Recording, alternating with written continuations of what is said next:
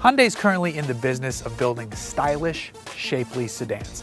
You've got some 4-cylinder options down low like the Sonata, and then you step up and you've got the big V8 rear-wheel drive expensive luxury sedans. Now though, there's another one that fits the V6 niche above the 4 cylinders, below the 6 cylinders, with a whole lot of premium amenities going on. This is the 2013 Hyundai Azera. Some might think that the styling of the lower tier 4-cylinder Sonata is a bit out there, it's a bit aggressive, there's a lot going on. Others love it, it's a bit polarizing. The Azera though takes that look and matures it, makes it grown up, makes it work for a little bit more sophisticated crowd. You've still got some of the odds and ends, the good shapes, the good creases, but there's a little bit more style, toned downness without making it bland. You've still got this great signature line here in the rear fenders, good looking wheels, sharp headlamps and tail lamps.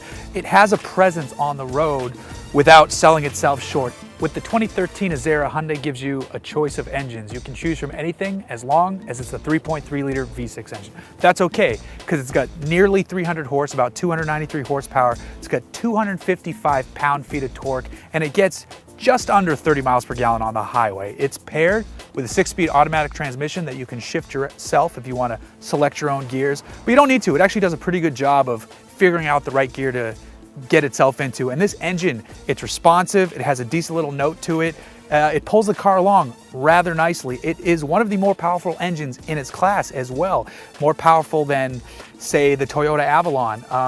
So there's a lot going on under the hood. It's not just all looks and creases and fenders going on here. It's got a little bit of a heart too. As good as the Azera looks on the outside, it's even better here on the inside in the cabin space. Hyundai has done an excellent job of making this a premium space. It feels very near a luxury car. You've got this really soft headliner, you've got the seat control buttons up here with this faux carbon fiber. We might ditch the carbon fiber. It doesn't look bad, but it's a little out of place for a non-sporty cabin, but that's a minor nitpick. The center stack looks great. It kind of has this waterfall flow effect. The nav screen is easy to read. All the buttons are crisp with their font and their lettering. You've got controls here on the steering wheel so you don't have to take your eyes off the road. The shifter's right here by your hand. Right behind it, buttons for heated and ventilated seats. The rears get heated seats too. You can even pull up a sunshade in the back if your whiny kids are complaining about the sun. On top of that, you've got this big panoramic roof. Now, these are part of options. There's only one trim for the Azera, and it comes very well equipped, but you can add a few extra features like the ventilated seats, like the panoramic roof.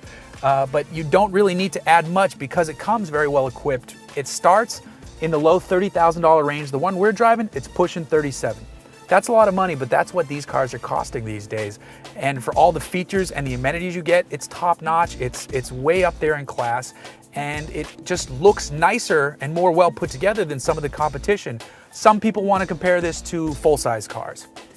That's fine, there's plenty of legroom, it's a good enough size car. For me, I'd probably run this right against the Ford Fusion Titanium. Now, I know lines are blurring here, segments are blurring. You can do the Toyota Avalon, you can do the Chevy Impala, you can do a couple other large cars. This doesn't feel like a large car behind the driver's seat, and that's a very good thing.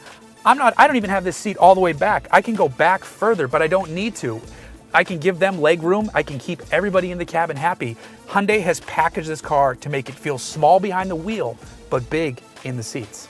From behind the wheel, once you're underway, there are some great high points and one very glaring low point, and then one minor nitpick I got to get in there as well.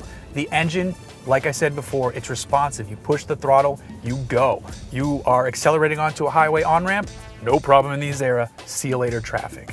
The brakes, they work great as well. The real minor downfall inside this car, the handling.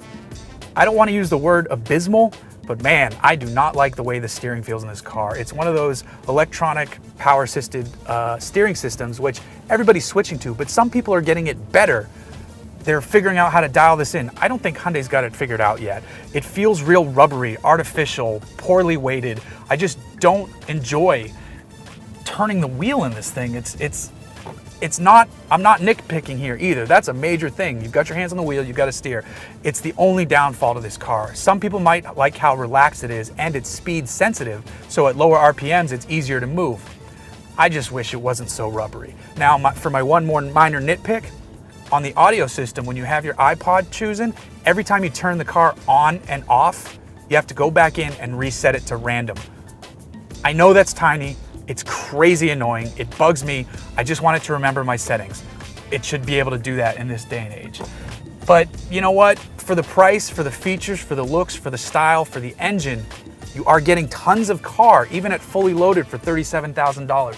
The Hyundai Azera is a true winner in its class. It's nearly a luxury car for less than $40,000. If they could get the handling and the steering dialed in, this would be my favorite car in the class.